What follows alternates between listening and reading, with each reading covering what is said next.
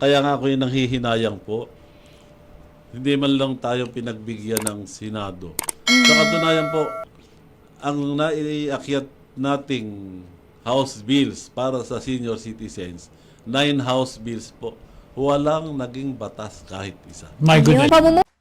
Bago tayo magpatuloy, huwag kalimutang mag-subscribe sa aking channel.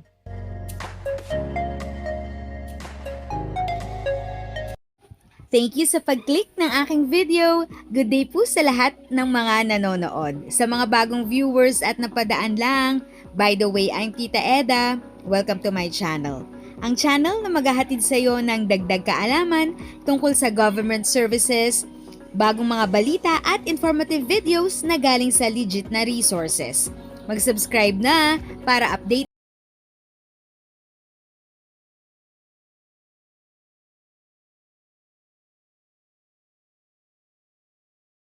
Naiakyat nating House bills para sa senior citizens, 9 House bills po, walang naging batas kahit isa. My goodness. Yung pamumuno 2025. Eto natataben. Balikan lang natin yung mga binanggit kanina ni Congressman Ordanes dito, yung mga bills, ganun talagang nangyayari pagka naiwan at magbabago na naman ng Kongreso, yung composition.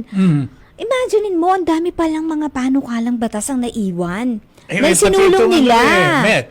Oh, Itong Universal Healthcare Act. yun. Oo. Akala ko ba naman para sa atin lahat ito Yes. oo. para bakit sa Senado po mukhang natenga din po ito? Hindi po, yung Universal Health Act, Opo. yun po yung kay Senador JB Ejercito. Oo. Okay. Yung pong Universal Pension Pension. Act na para sa lahat ng senior citizens, na kung magiging batas po ay lahat tayong senior citizens ay makakatanggap na ng buwanang pensyon. Na magkano? Opo. Kahit kung ito'y naging batas, kahit po si Presidente Marcos, tayong dalawa po tatabin, makakatanggap po tayo.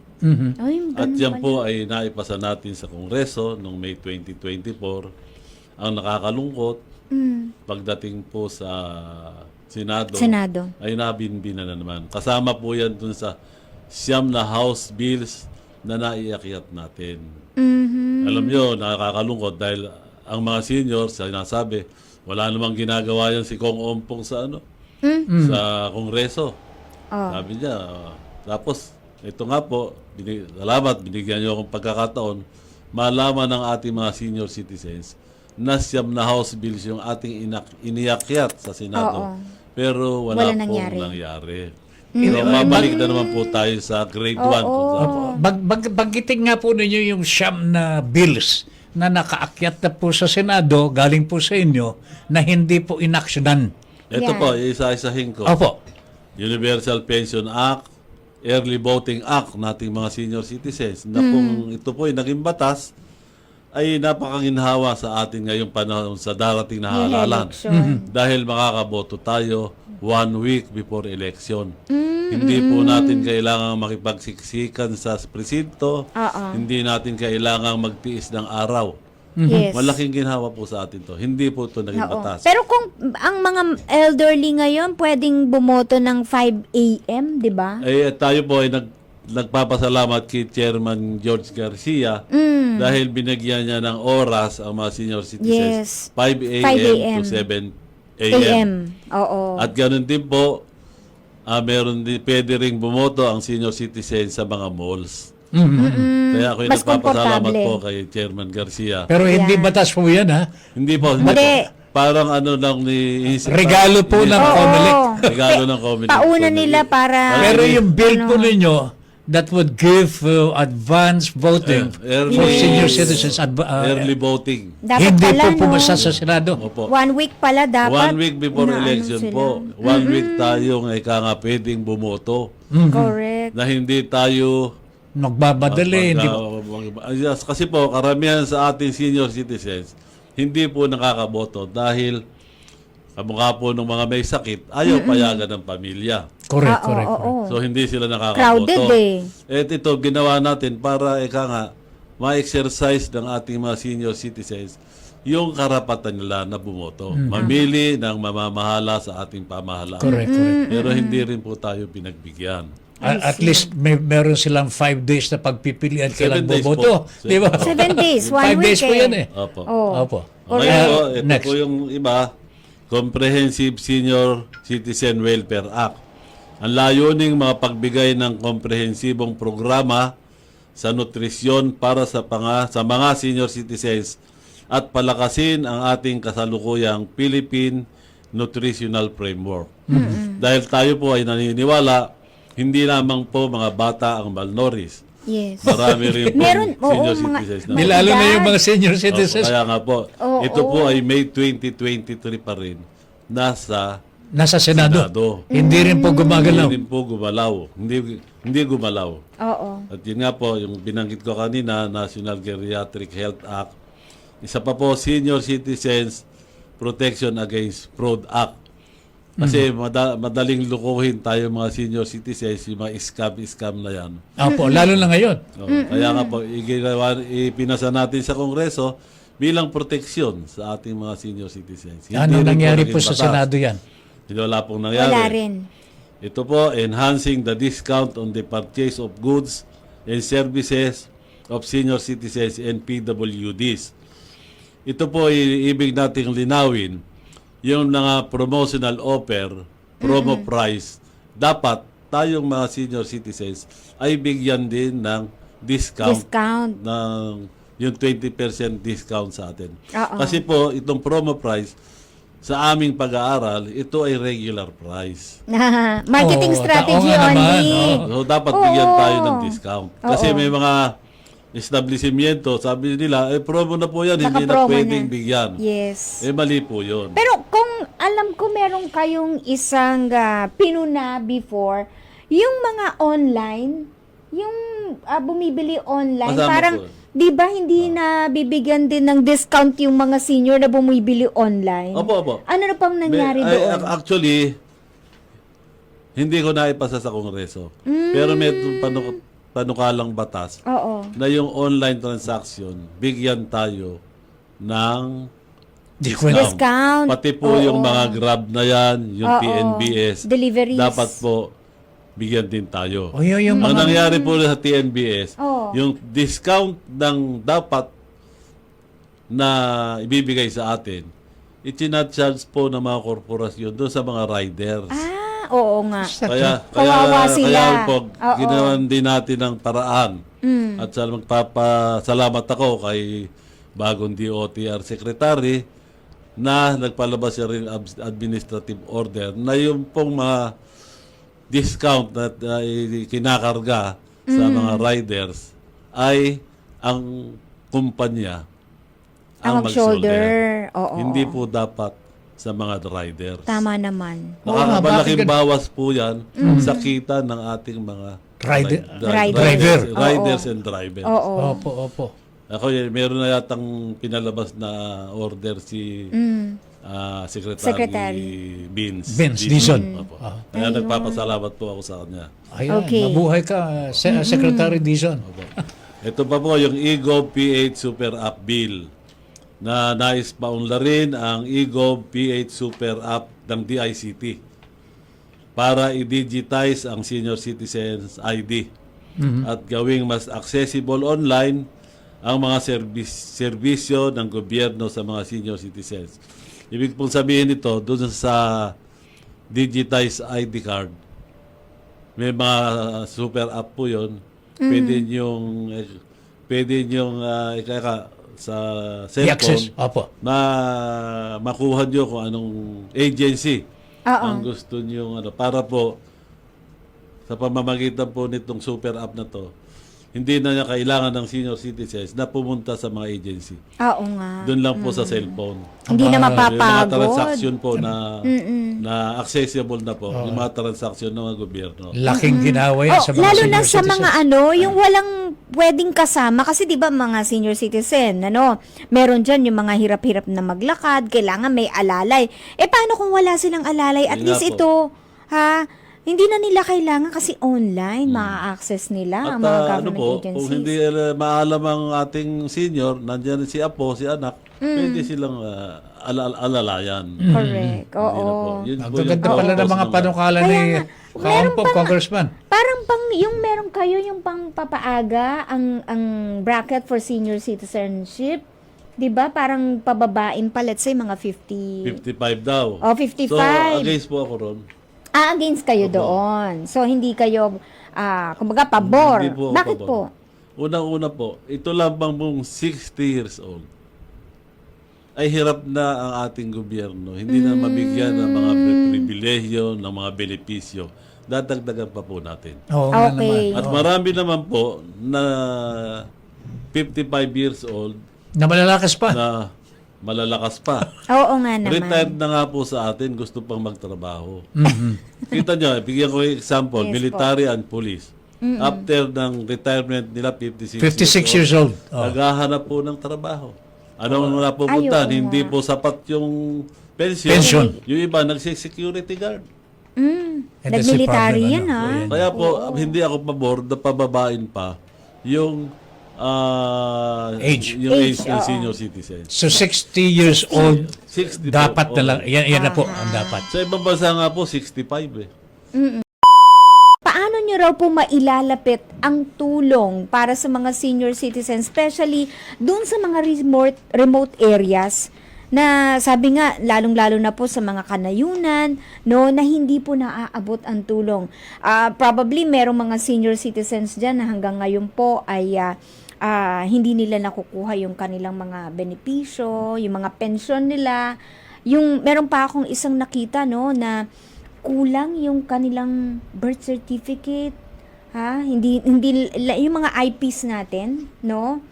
Especially na wala silang sapat na dokumento para makuha yung kanilang benepisyo mula sa pamahalaan. Yun nga po yung isang malaking problema ng mga nasa remote areas, kamukha nung nabanggit yung IPs. Napakabigat pong problema yun, lalo na kung sila'y nasa kailangan ng pensyon.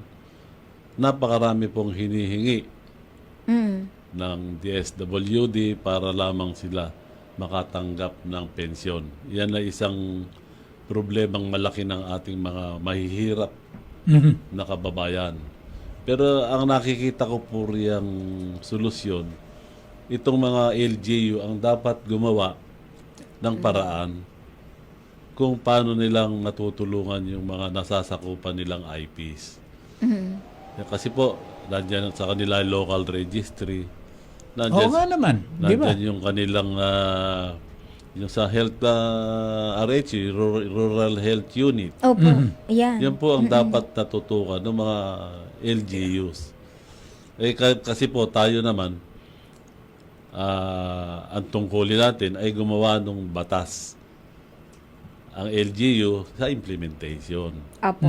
So, ang nakikita ko po sa katanungan nyo ay dapat ang gumawa ng paraan ay ang LGU. At saka meron ng NCIP eh.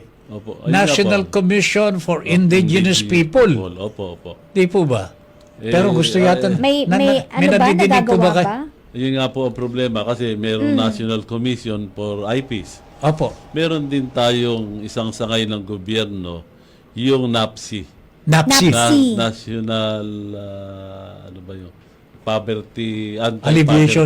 Anti-Poverty Commission yata yun. Opo, opo. Meron silang isang council para rin sa IPs. Oo, okay. Dapat sila po nakatutok dun sa mga sektor na yan. Kasi alam naman natin, nasa kabundukan yan. Kaya sila inappoint doon para pangalagaan yung kapakanan ng ating mga IPs. Meron pang nababalitaan po kami na parang bubuwagin na itong NCIP. May nababalitaan po ba kayong ganun? O baka naman gusto nila palitan yung mga namamahala. Maaari po kasi alam niyo po, hindi naman sa pag-ano, yung mga parang wala rin tayo nakikitang ginagawa nitong mga komisyon na to. Oo nga naman. Parang pampapogi lang ba, puro sila PR. Pampadagdag ng ng gastusin ng gobyerno. Tama. Otherwise, natatanggap na nila ang mga Oo benepisyo talaga. No? Opo. At saka yung mga kapakanan ng mga indigenous people, ang dami-dami pong pangangailangan yan. Edukasyon. Pakarami po. Hindi. Yun nga ang masama. Alam nila yung problema. Hindi naman magawa ng solusyon. Yun po ang dapat na tutukan nila. Ayan. So ipaubayan na po natin sa mga existing Sa mga ahensya. ahensya ng ating gobyerno. Particularly even the local government units Opo. na siyang may sakop po sa mga Dapat sila indigenous talaga yung people. mga Dapat alaga. sila po talaga manguna dyan. Ayan. Okay. Okay, Pero ayan. kayo po ba, Kaumpong, pinag-uusapan po na, sa bagay, senior citizens talaga itong sakop po ninyo. Pero Correct. meron po ba kayong mga panukalan naman para sa mga nakababata? Lalong-lalo ng edukasyon po. Ang edukasyon po natin ngayon parang hindi tumutugon sa talagang... Totoo naman po. Alam niyo po, ang atin lang tinututukan dyan, yung sa mga edukasyon, yung mga apo at anak ng mga senior citizens ay magbigyan ng educational assistance. At yan po ay sa pamamagitan po ng CHED, nakakakuha po tayo ng assistance. Hindi po scholarship program. Hindi po, assistance talaga. Oo. So Kasi- magkaano naman po yun? Ano po, 7,500 every semester. 7,500? Bakit lang maganda yun every semester? Opo. Yun nga po, yun na yung isa sa programa natin. Yun po ba, pasado na po? Actually po, pasado yan sa basta magbibigay lang sa amin ng listahan yung mga seniors natin, yung apo nila, mga anak, at ipapasa natin sa CHED. Ay, meron palang ganun. Then sa CHED na po ang bahalang makipag-coordinate sa kanila. Halimbawa po programa ako, pong ganun. Kaumpong. Opo. Senior citizen na ako, doble-doble na yata. Opo. Oo. May apo ako. Meron pang apo sa tuhod. Ayun po. Pwede Pwede. po ba? Ibabala natin yung registration card ng bata na register siya dun sa school. Saan po ako magpaparehistro? Doon sa eskwela? Sa akin po opisina. Sa opisina May po ganun ninyo. pala. Okay ito Opo. Oo, kakaiba. Mabuti na Ngayon ko lang narinig nagkausap. Meron ito. po tayo. Oo. Sa Napakalaking Senior ginhawa Citizens ito, Party Met. List. Oo. Opo, binibigyan tayo ng slot ng CHED sa mga ganyan. Medical assistant. Educational Educational assistance. assistant. Para sa mga apo. Oo. Yan. Ilang apo naman ang po pwedeng i-register? Isa lang. Basta meron pong tayong isa hanggang available doon sa slot ko. Okay. Hindi natin kailangan bilangin kung ilan yung... Ayun naman pala. Basta't magparehistro lang po sa tanggapan po ninyo. Pangalan lang po. Tapos ibibigay na natin sa CHED. Siguro, balikan kayo para yung mga requirements. I see. Marami po tayo nabibigyan niya ngayon. Pero wala naman pong requirement kung yung senior citizen may napakayaman naman. Wala po, wala. No. Wala po. Basta Senior apo. citizen. Basta apo. Oo. Okay ito. Hindi, opo. Magpaparehistro na po ako para sa mga apo ko. Sabihin niyo lang sa akin at pagagawa natin pa. Ay, salamat Ayun naman pala. po. Salamat. Oo. Ay, ganda-ganda na. Ayan, sa mga lolo at lola na gusto nyo pong tulungan ng mga anak ninyo. Ayan, in terms sa pagpapaaral sa inyo pong mga apo, ayan, pwede palang lumapit, no? Sa tanggapan ng senior party Kasama list. po yun dun Citizens sa ating party list. tinatawag na KKK framework ng Senior Citizens Party List. K, kalusugan, kasiyahan, at kabuhayan. Sa kalusugan po, tumutulong tayo sa na-hospital yung tinatawag nating guarantee letter.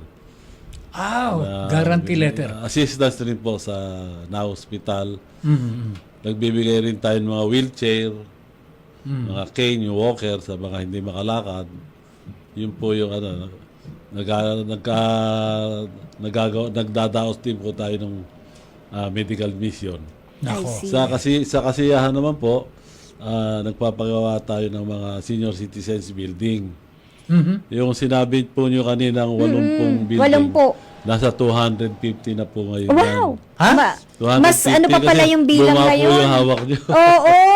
Mas marami pa pala, 200 na ngayon, imagine mo. 250 plus na po. Oo, mga pasyalan po ito para sa mga Yun po elderly. yung senior citizens building para po magkaroon ng sariling tahanan yung ating mga senior okay. citizens sa bawat lokalidad Ay, para ganda naman yun po ay pwede silang mag-meeting. Oo. Kung mayroong may birthday, pwede rin silang mag-zumba. Kaya nga po kasiyahan. Kasiyahan. Oo. Kaya Okay. ba, ang ganda naman Oo nito. nga eh. Parang hindi aware ang ating tataben dito tungkol dun sa Oo mga... nga. dapat alam niyo yun. Senior citizen kayo, di ba? Eh, hindi ko naman nakakausap si Kaupag. Yun po yun. Ayan mga kabahagi. Alam niyo na po ang mga benepisyo na magaganda meron pa po yung para sa isang elderly K. natin. Ano pa?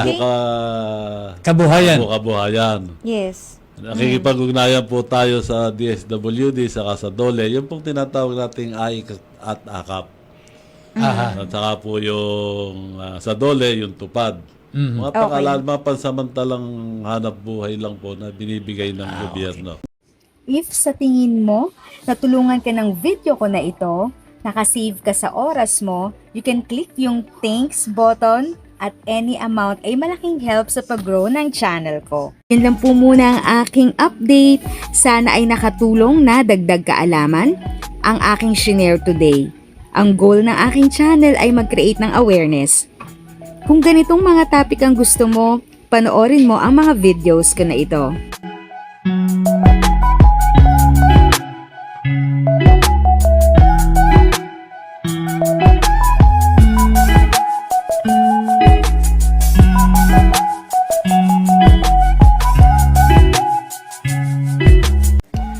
Thanks for watching! Kung may kapamilya, kaibigan o kakilala sa tingin mo ay magiging interesado sa video, please share or tag sila sa comment section. At syempre, if nagustuhan mo ang video, i-like mo na ito at subscribe ka na din. As always, feel free to write your questions, comments, and opinions respectfully. And continue to be a blessing and stay safe!